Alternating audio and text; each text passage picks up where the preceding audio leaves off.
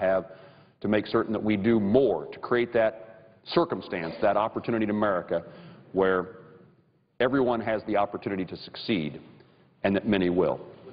From Kansas, yield for a question on the subject of jobs and the economy, and I appreciate his legislation. I hope that that too is acted on here by the Senate. It's a rare day indeed when you have a piece of legislation that has bipartisan support, and in the case of the jobs bill is also supported by the White House. That is a tremendous rarity here, and one we ought to take advantage of and hopefully move this jobs package quickly. And I hope the Senator's bill, which sounds like it enjoys similar bipartisan support, would be something that we could act on as well, because these are the types of things that right now I think the American people, certainly the people of South Dakota, I would argue the people of Kansas, want to see us focused on. They want to see us doing things that will make it easier, less expensive, less difficult to create jobs in this country, to put people back to work, to grow this economy, and provide more opportunity for Americans. But the question I have for the Senator from Kansas, because I think it bears directly on this issue of the economy, and it has to do with regulations and policies coming out of Washington.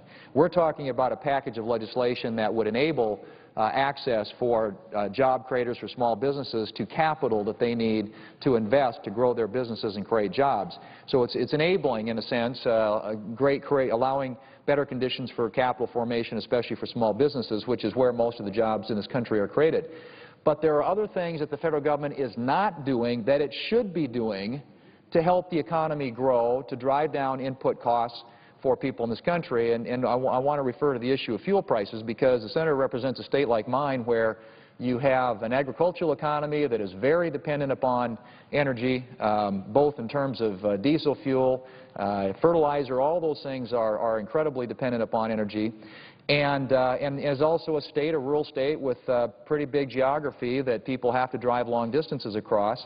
And when you start seeing gas approach that $4 range, and in my state it's not there yet, I know other states where it is, that's a very serious impediment. And there are things that we ought to be doing here in this country to open up more domestic production, to allow people who want to invest in energy in this country to do so. And we've got lots of laws and regulations that make it more difficult, that prohibit it. We've had some very, what I would call low-hanging fruit, sort of easy opportunities to do that, the Keystone Pipeline being one, which would bring about 800,000 barrels a day of additional energy into this country where it could be processed and refined, put Americans to work, and lessen that dependence that we have on foreign energy. So I'm just curious how that impacts a state like Kansas and how that impacts job creation and small businesses when we talk about federal policies that have a direct correlation, a direct bearing on our economy and people's everyday lives, and in particular with regard to today we're talking about small businesses.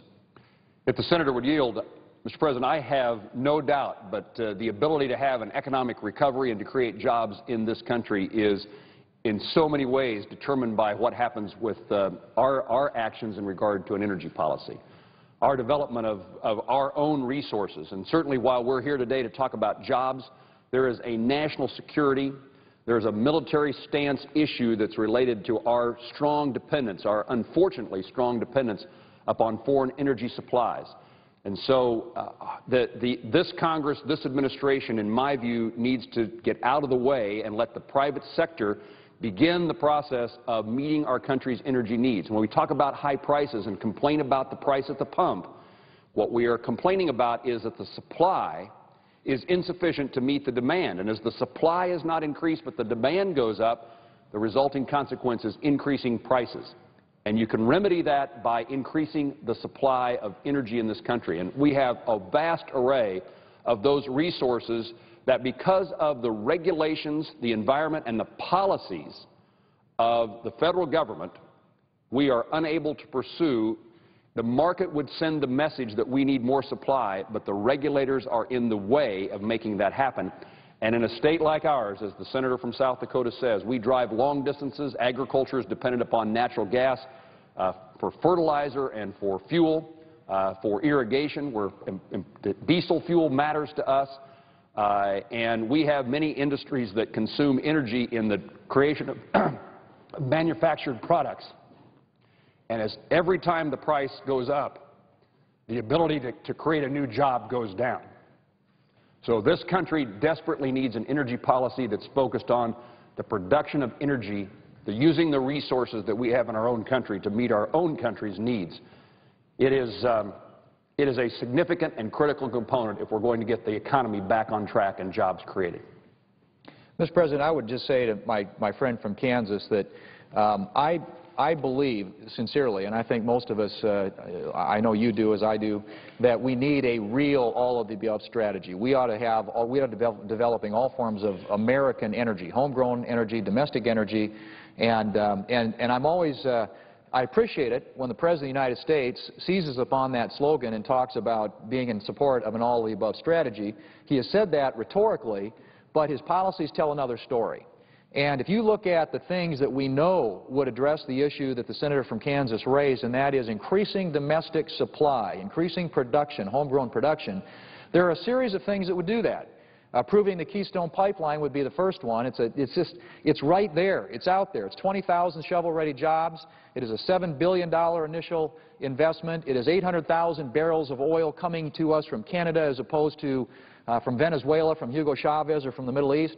And so it is just such a no-brainer hanging out there for us to immediately act on. Unfortunately, the administration has said no to that. They've also said no to development in Alaska, no to offshore development, no to oil shale development, no to streamlining permits, no to new leases. All these things have been put off limits to energy production in this country, the very thing that would increase the supply and thereby address the issue that the senator from Kansas mentioned, and that is that we've got too much demand chasing too little supply and therefore too high of a price, which bears on the pocketbooks of every single American, every single small business, every single family. We need a real all-of-the-above strategy and not just lip service to it, which is what we are getting out of this administration. But it is an example. But it is an example, Mr. President. The Sergeant at Arms will restore order in the Senate. It is an example, Mr. President, of where public policy directly influences economic outcomes and economic results in this country. There is no way that you cannot argue that more supply would lead to lower prices at the pump, and for sure, more domestic supply would lead to more American jobs. That is what we are talking about here today, is jobs in the economy, and that's why this issue of energy bears so directly on it. And I appreciate my colleague from Kansas pointing out the impact that it has on his state, on small businesses and farmers and ranchers and just people generally who have to drive long distances. I want to wrap up, Mr. President, simply by saying again where we started, that we need to be focused like a laser on jobs here. And that's why I was pleased that we were able to get the majority leader to agree after some time, I think, our leader, to moving to jobs. We had lots of other distractions, things that were mentioned that were going to be considered here on the floor. But the real issue in the minds of the American people, the real issue, I think, in terms of getting people back to work in this country is putting policies in place that will enable, make it easier, less difficult, and less costly to create jobs in this country. And I want to mention just briefly, as we close, the bill, the senator from Kansas talked about his bill. My piece of legislation, which is included in this jobs package, did pass the House of Representatives by a vote of 413 to 11. And simply what it does is it makes it easier for small and growing businesses to solicit investors to help them raise the capital that they need to create jobs and invest in the assets that will help our economy grow. And specifically, it would remove a regulatory roadblock that's currently preventing small businesses from reaching out to potential accredited investors and thereby allow these job creators to more easily raise capital from accredited investors nationwide. It is common sense legislation. It will enable startups and small businesses across the country to better access the capital that they need. Now, the provision has a lot of support from the job creators, American job creators around the country. The Small Business and Entrepreneurship Council called it, and I quote, a long overdue solution that will widen the pool of potential funders for entrepreneurs to seek and secure the capital they need to compete and grow. Our economy will improve once entrepreneurs are provided the tools, opportunities, and incentives they need to hire and invest, end quote. There were 175 Democrats in the House of Representatives that supported this bill as a standalone bill. It's been endorsed by the SEC's Advisory Committee on Small and Emerging Companies, and when it was included in the broader Jobs Act in the House, it passed again, as I said, by a vote of 390 to 23. If job growth is our priority here in the United States Senate, we should not delay on moving forward with this important job-creating legislation. So I want to thank my colleague from Kansas for joining me on the floor today to talk about the need to pass this Jobs Act, to get it on the President's desk, as he said he wanted to do in his State of the Union address back in January.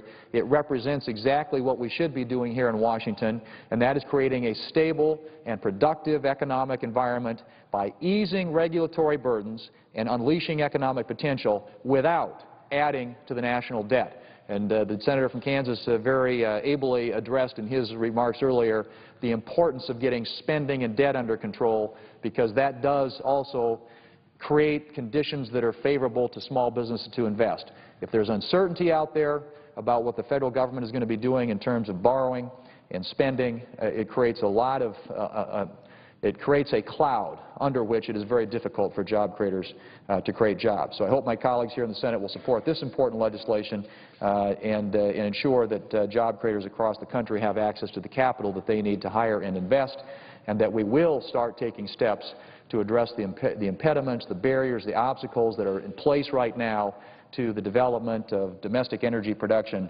that will ease the price at the pump and make it more affordable for small businesses to invest in this country. Mr. President, just to conclude, I want to thank and commend the senator from South Dakota for his leadership on these issues, and again express my pleasure that we're finally taking up legislation that will make it easier for new businesses to raise capital, creating a phase-in period for small growing companies to comply with government regulations that will help young businesses expand and could ease the decision to go public, and finally to update our securities laws that have been in place since the 1930s and reflect a 21st century marketplace so they can expand access to capital for entrepreneurs to grow their businesses. And all this is done with the goal of creating the circumstance where many will succeed. Thank you, Mr. President. Mr. President, yield the floor.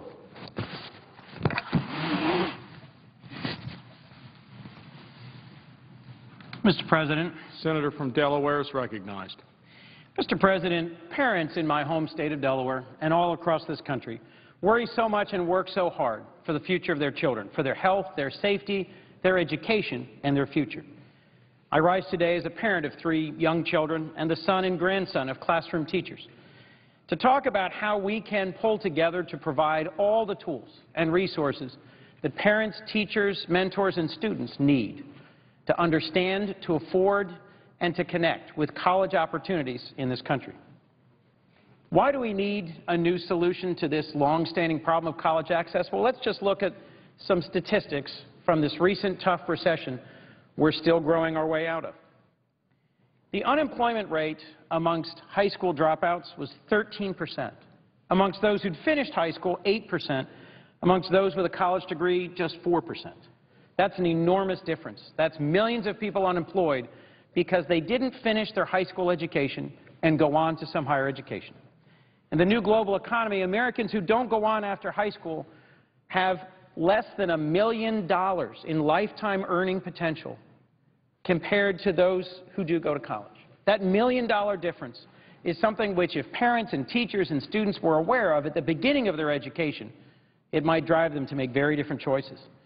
And as a senator, I've met with dozens of folks who lead companies or who are innovators and job creators who've said they've got vacant positions they can't fill because we're not graduating enough Americans with advanced degrees and training in critical opportunities, engineering, science, technology, and math. So I think filling the gap of opportunity by connecting students, teachers, parents, and mentors and creating a new generation of higher education achievers is something we can and should do to help create a competitive economy and workforce for the future. That's why today I'm introducing the American Dream Accounts Act of 2012.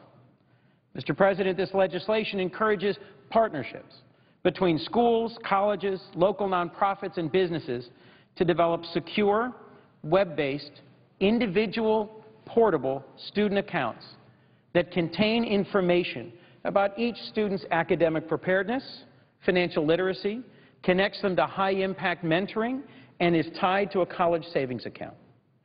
Instead of having each of these different resources be available to students separately, it connects them across existing silos and across existing education programs at the state and federal level.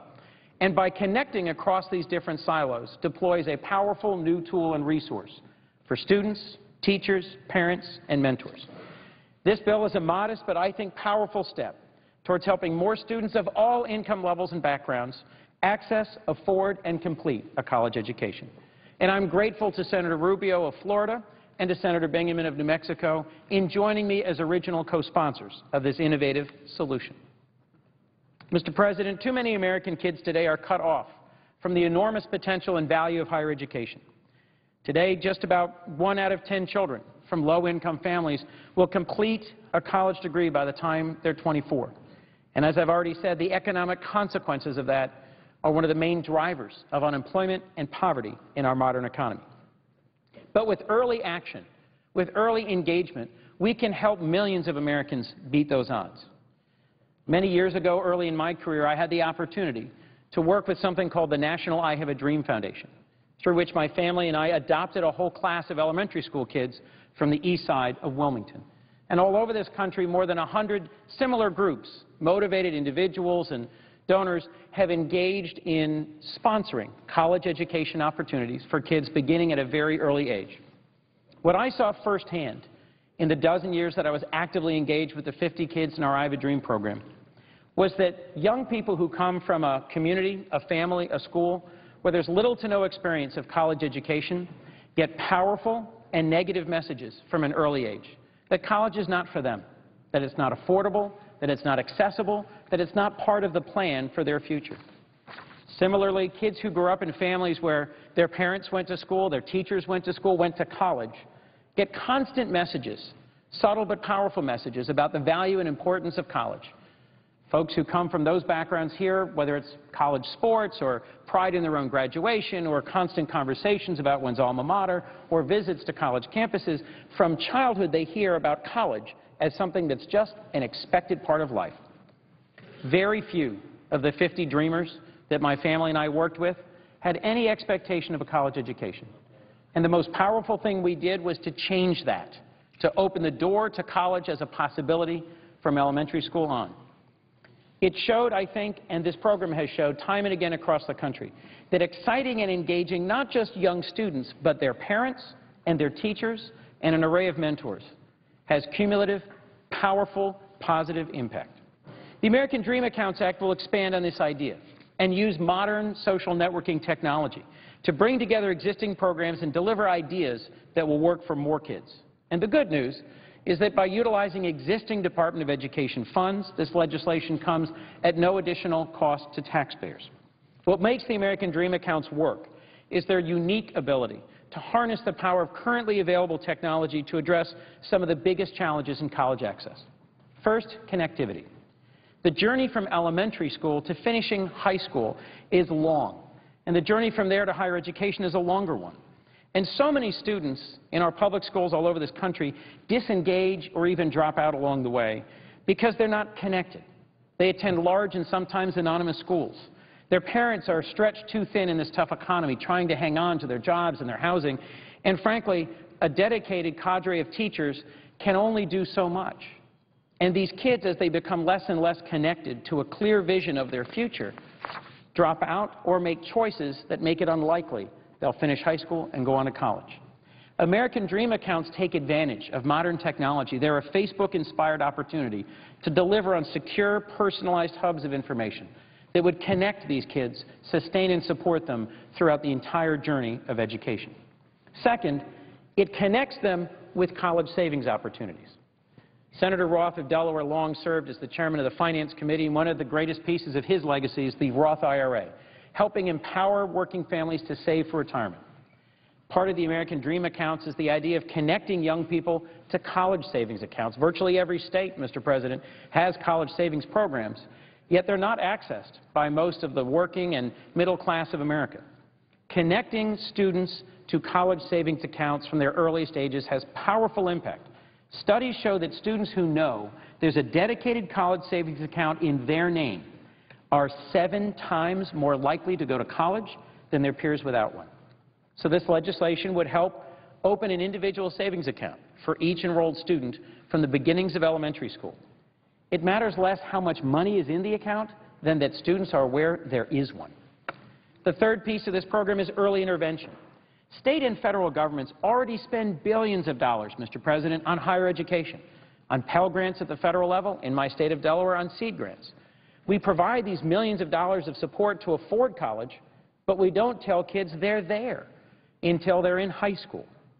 Most kids have already made decisions by then that make them ineligible to finish high school or attend college. So why not tell them earlier, particularly given the powerful potential impact of that information? By letting children know these opportunities exist from the earliest age, we can change outcomes. Last is portability. One of the things I saw in my own experience with my own Dreamers in Delaware was how often they moved and how often overstretched teachers with full classrooms didn't get any information or background on the student who moved into their classroom halfway through the year. So instead of being welcomed and engaged in a positive way, they became discipline problems or were difficult to teach to. This robust online secure account would empower teachers to connect with parents and mentors and understand the students who are before them. That's why portability and persistence is an essential feature of American Dream accounts. This way, no matter what disruptions or challenges a student might face as they travel through education, their American Dream account would travel with them. Supportive adults, teachers, mentors, guidance counselors would be able to access this information, and kids would get a consistent understanding of the value and impact of a future college education. One of my favorite parts of drafting this legislation was the meetings and conversations we had with those on the front lines of education in Delaware. As a community, I heard over and over again, we're hungry for innovative solutions. One of the many groups I met with was the Delaware PTA, who said in endorsing the American Dream Accounts Act that it, quote, incorporates the school, the parent, and students to ensure each child will be closely supported with resources needed to access a post-secondary education. The fact is, Mr. President, our nation's long-term economic competitiveness requires a highly trained, highly educated workforce. We can meet that challenge by connecting students with a broad array of higher education options, vocational school, job training, community college, or four-year university. This legislation will help students identify the type of higher education that's best for them, the career they most want, and give them the tools to get there. I've visited with schools across Delaware, and one thing is clear. One vision stays with me from my time at I Have a Dream to my service as a senator. When you ask a room full of elementary school kids, what do you dream of being when you grow up? They all shoot their hands in the air, and they all answer questions in the same way, regardless of the background or income or community you're in. Every child begins with dreams of a full, positive educational experience and career. All of our kids start with big dreams, but the numbers show that not all of our kids get there. The American Dream Accounts Act of 2012 is a modest but powerful bill designed to empower students and parents of all backgrounds to achieve those dreams from an early age. Mr. President, I welcome support from other of my colleagues to make this bill a reality. Thank you. And I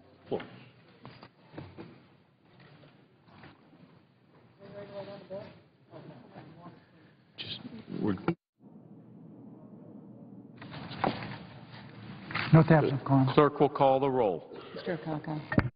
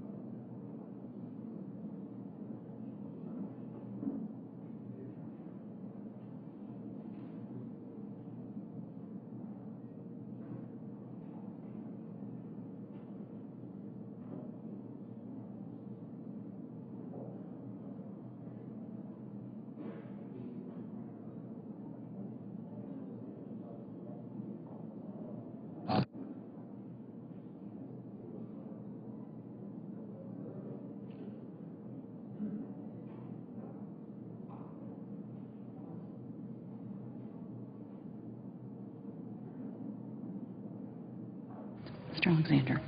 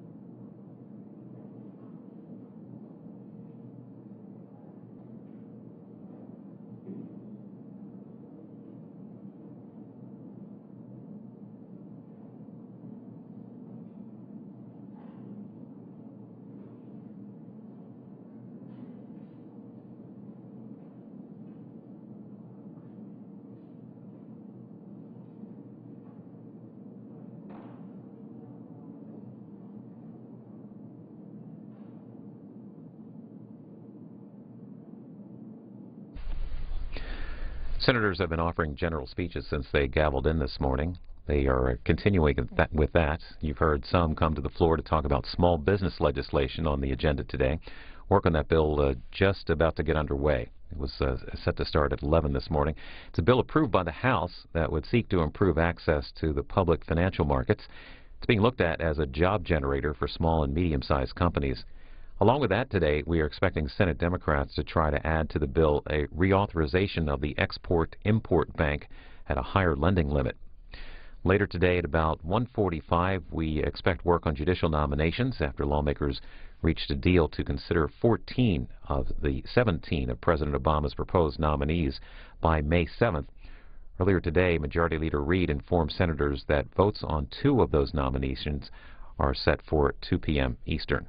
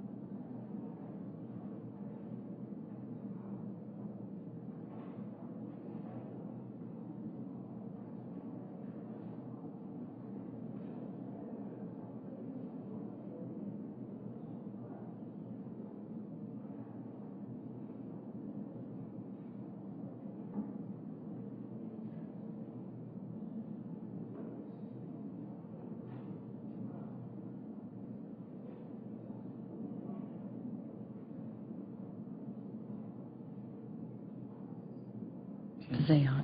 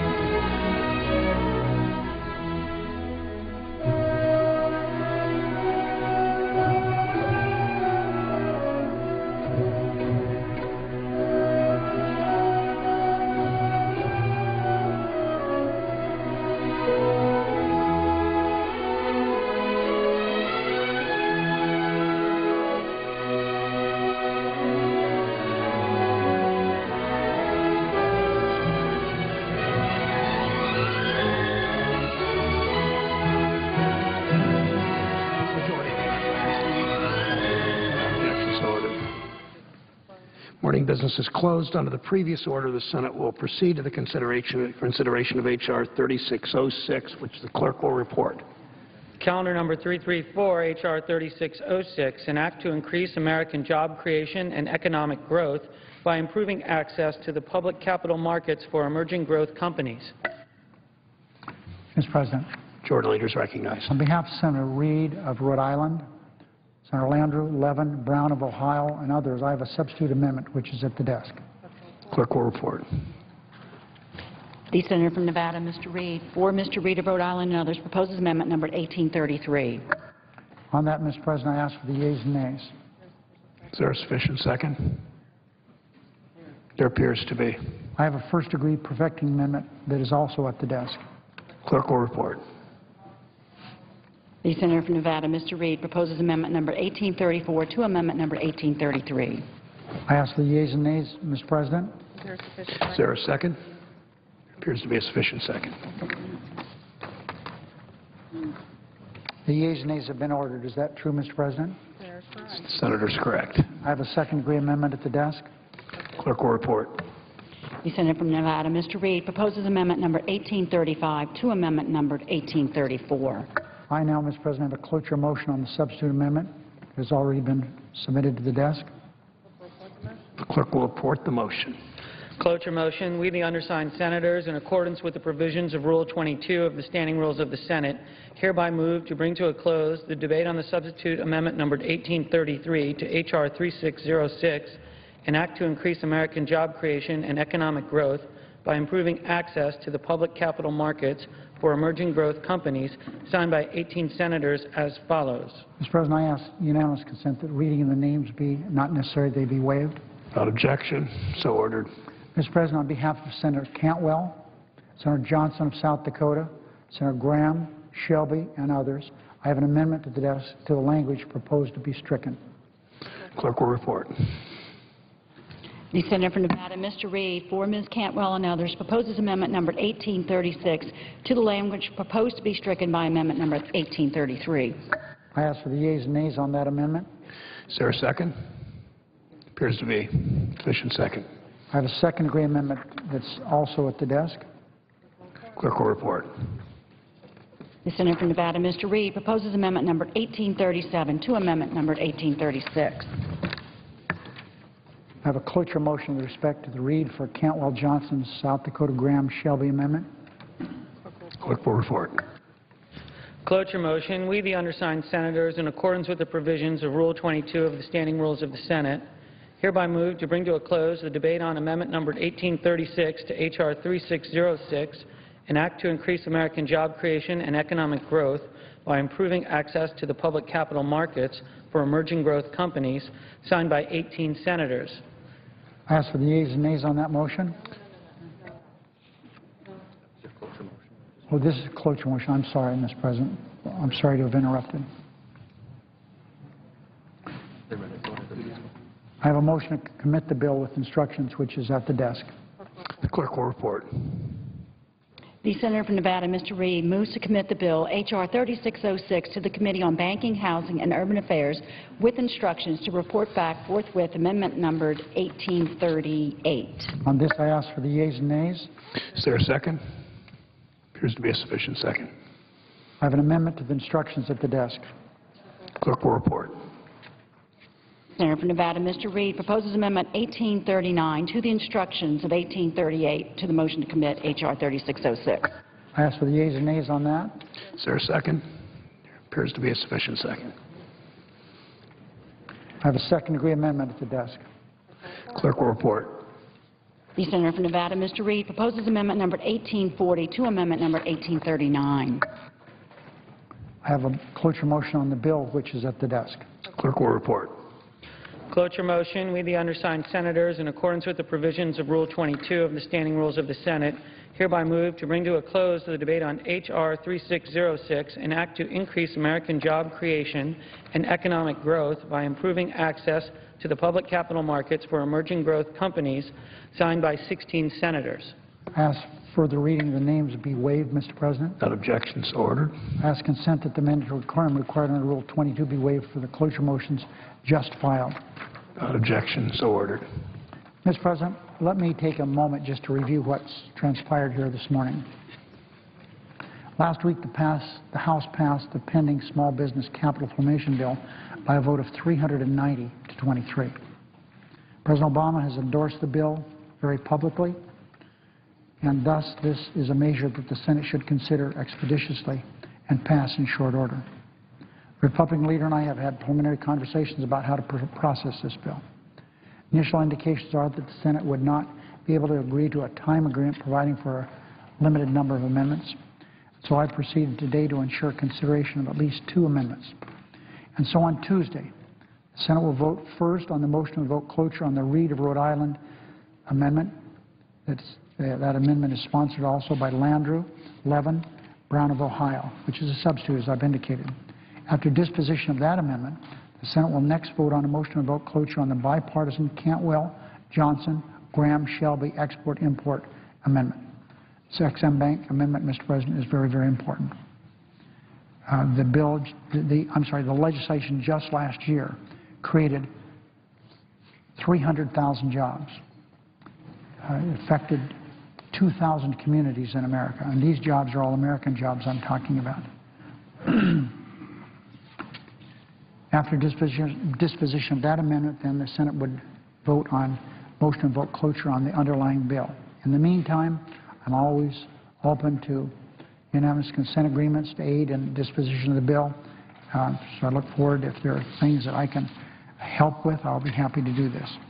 I will say this, Mr. President, I have spoken before my presentation here today to my friend from Colorado, Senator Udall. Mr.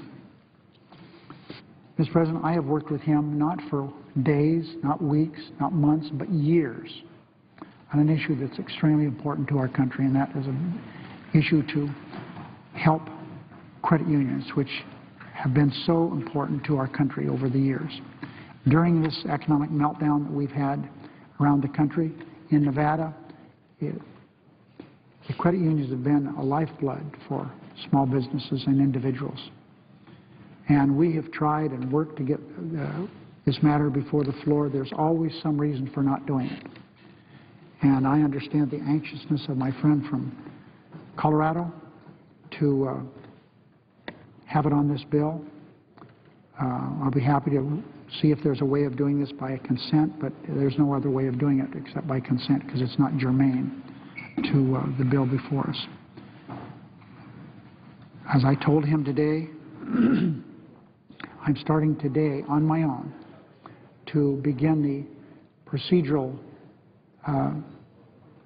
efforts to have this brought before the Senate. I think we've waited long enough. There's never a good time. There's always some reason, somebody, oh, do we have to do this now? This is a bill, Mr. President, that presents problems for people because a number of the banks don't want this to happen. But I do, and I'm going to do everything I can to have this brought before the Senate. I'd be happy to yield to my friend from Colorado. If he has any questions of me, I'd be happy to respond to those. Or if he has anything that I can respond to in the way of any consent agreement he wants, or whatever, I'm here at his disposal. Mr. President. The senior senator from Colorado is recognized. Mr. President, if I might, I'd like to acknowledge Majority Leader in the great work he's put forth on this I think important opportunity we have. I know the Majority Leader has some additional comments he'd like to make, but I tend to stay after the Majority Leader concludes and make my case once again for why this is so important. Mr. President, through the chair to my friend from Colorado, he's talked about the work I've done on this. I haven't done much. He has been the leader of this, and I have been with him all the way.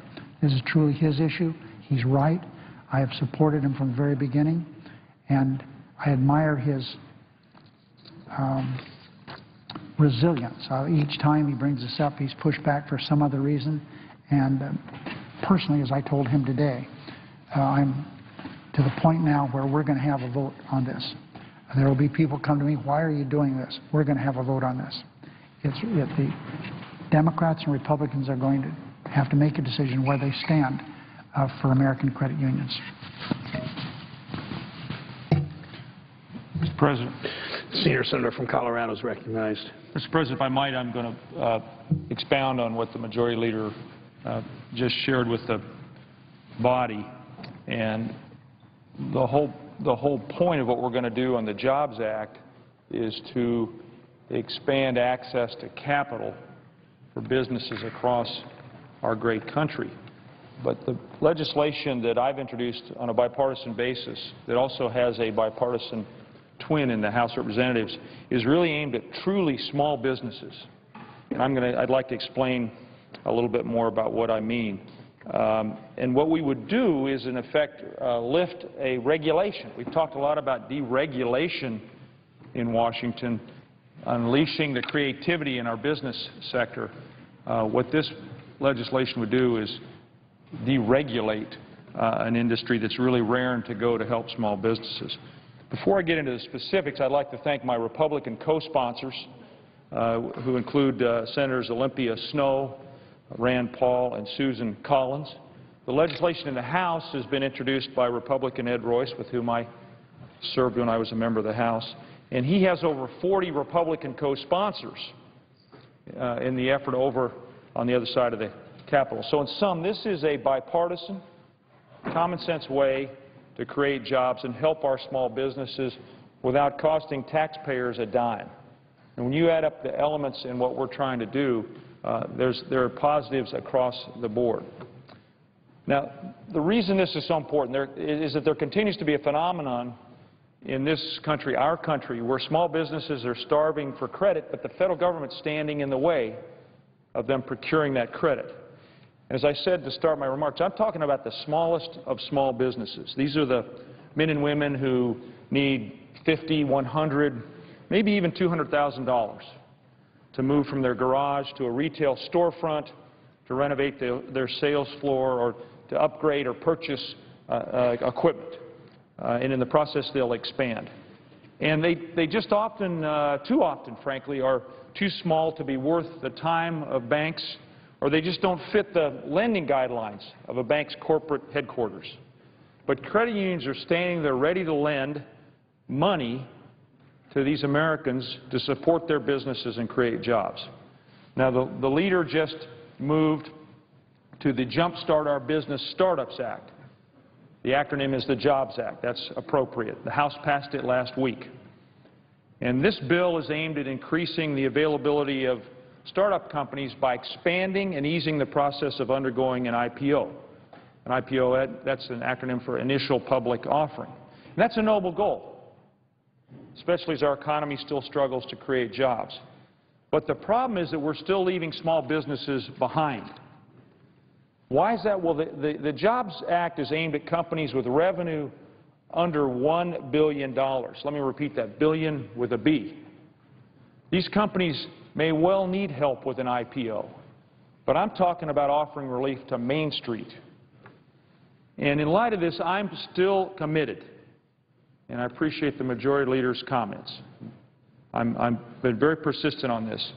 I'm still committed to allowing credit unions to increase the amount of money they can lend to small businesses. And our bipartisan Small Business Lending Enhancement Act was the first amendment filed to this bill, and I still hold out hope that we'll find a way to include it in the bill. We ought to pass it immediately. We would see immediate results if we did so. Let me share a couple of examples of why I think this is so important, and they're Colorado-centric. I know the presiding officer makes a point to talk about his home state on an ongoing basis and to highlight Ohioans who make a difference. So let me talk about two small business owners in Colorado who made a difference with the help of credit unions. Stacy Hammond owns the First Street Saloon, I should say salon. I better get that straight, Mr. President. First Street Salon in Thornton. And Lisa Herman of Broomfield owns Happy Cakes Bake Shop in Denver's Highland Square. They were turned away from their banks. And in the breach, credit unions arrived, and they lent to these two small business women. And they were able to grow their businesses and hire their fellow Coloradans to help them in those business enterprises. They didn't need a $1 billion IPO. They needed a small bridge loan. And we could be making a huge difference in many, many communities with mere pennies on the dollar of what the Jobs Act is focused on. Yet my amendment, were to be considered, in this Jobs Act would actually help small businesses directly create jobs. Credit unions, Mr. President, put simply, specialize in these small business loans. In fact, the Federal Reserve has told us that many banks have quit considering loans like theirs, under $200,000, because they aren't worth the bank's time. Credit unions know these small business owners, and they have money to lend to them. But unfortunately, federal law still limits the amount of small business loans a credit union can extend to these businesses to 12% of their assets. Over 500 credit unions nationally have had to stop or slow down their business lending because of this, I can't think of any other word, but strange federal limit on helping small businesses. It's hard to believe that. Government is telling these financial institutions that they can't help create jobs in their local communities.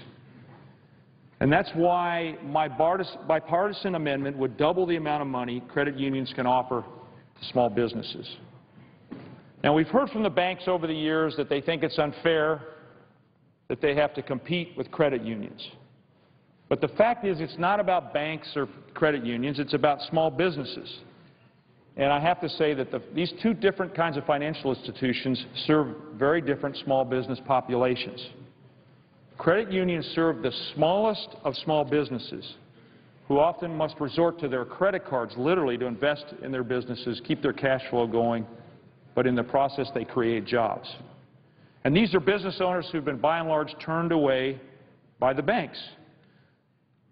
I'm not talking about taking business away from anyone. I'm suggesting that at the very least we let the credit unions loan to these small business owners that the banks don't want to do business with because they are too small. Now, credit unions have been in existence for over 100 years, and today they only represent about 5 to 6% of all small business loans. And even if they were to increase their lending, if credit union lending were to increase, their market share were to double as a result, they would still only have 7, 8, 9% of market share. Banks would have nearly 90% of the markets to themselves. Let me rebut another concern that's been expressed. The banks say that this proposal is unproven or somehow an unsound way of increasing small business loans. But as I said, the credit unions have been making small business loans since the early 1900s. And there weren't any limits on credit unions until 1998 on how much they could lend. The credit union sector has a regulator, the National Credit Union Administration, and it has endorsed lifting or even eliminating the small business lending cap. It just makes sense to do this, Mr. President. And I just can't believe we're going to let these squabbles between the banks and credit unions keep job creators from going to work in the small business sector. There's a rush to pass the Jobs Act, which would help billion-dollar companies with their IPOs. But how about we take a little bit of time to help small business owners like Stacy and Lisa by passing our bipartisan amendment. And after all, if we're going to tell the American people that this bill is about increasing access to capital, let's start off by helping the small business owners on Main Street that really fuel our job engine. This is what we would do in Colorado. It's how we would apply our common sense approach to business. And I plead with my colleagues to consider the important effect this would have. So in sum, our bipartisan amendment is pro-jobs, it's deregulatory, and it wouldn't cost the taxpayers a dime. It would release $10 billion in capital across our country, and conservatively 100,000 new jobs would be a result. Let's take this up. Let's fuel the economic engine with capital of our small business sector. Thank you, Mr. President. I yield the floor. Mr. President. The senator from Texas is recognized. Mr. President, I'd ask unanimous consent to speak for till noon, up till noon. We'll probably yield some time back in a colloquy with the distinguished Majority Whip Him to come up, please. and Senator Ayotte, and I know a number of other senators are going to be joining us during this next 30 minutes, but I'd ask unanimous consent to engage in a colloquy for up to till noon. Is there objection? So ordered. Mr. President, I know that Senator Durbin and Senator Ayotte and others will be coming to the floor, but let me get started. According to the United Nations, more than 8,000 Syrians have been murdered in attacks by the desperate regime of President Bashar al-Assad of Syria. We continue to receive press reports on a daily basis about Assad's forces summarily executing, imprisoning, and torturing demonstrators who want nothing more than what we take for granted, which is to live in freedom in a democracy. This week we learned that dozens of Syrian women and children, some infants as young as 4 months old, were stabbed, shot, and burned by government forces in Homs, Syria. I know it's difficult for most of us to comprehend, and most of us would be so revulsed by it we would not want to comprehend the kind of brutality Assad is perpetrating against his own people. Yet in the face of these atrocities, Russia continues to prop up the Assad regime by supplying it with arms that are being used to slaughter these innocent Syrian civilians. Russia is the top supplier of weapons to Syria, reportedly selling up to $1 billion or more worth of arms just last year.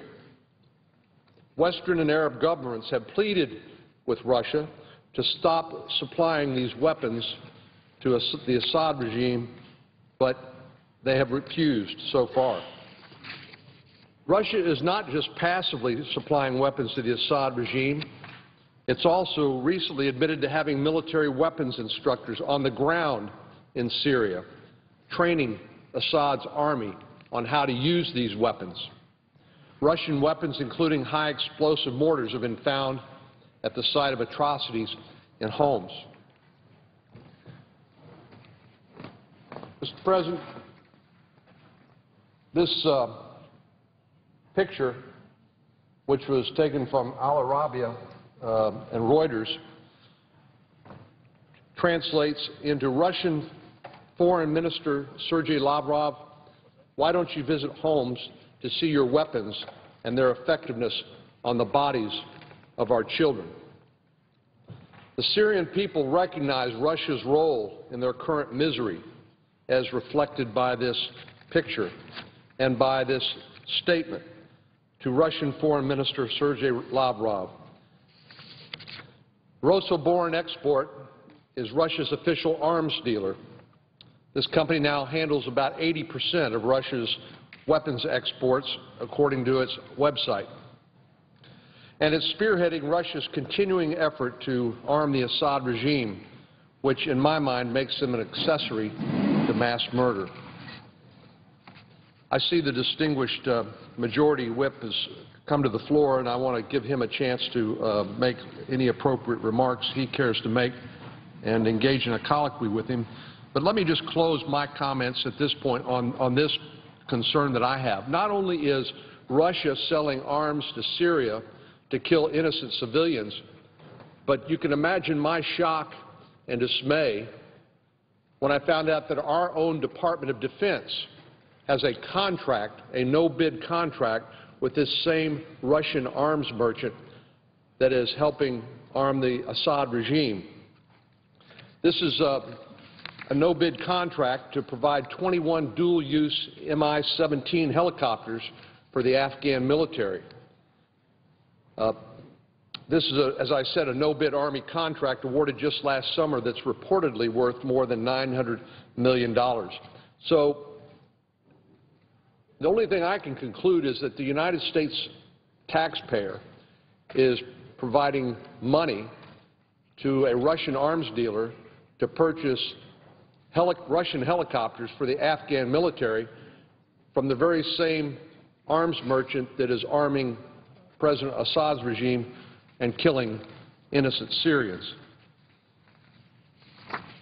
I think that along with 16 of my other colleagues, we've sent a letter to Secretary Panetta expressing our alarm and concern over these arrangements and asking for further information and urging them to reconsider this contract with Rosso Boron Export. But I want to just stop on this point. We must keep the pressure on the Department of Defense to reconsider this contract and on the Russians to cease all arms sales to the Assad regime. I'm hopeful that the upcoming debate on the repeal of Jackson-Vanik will provide an opportunity for the Senate to further examine these serious issues. And let me again close on my stating my appreciation to Senator Durbin, the distinguished Majority Whip, for his participation and expressing alarm and concern over these circumstances, and ask him to make any comments he cares to make. Mr. President, Majority Leader is recognized. it's my honor to join my colleague and friend, Senator Cornyn of Texas. We're on opposite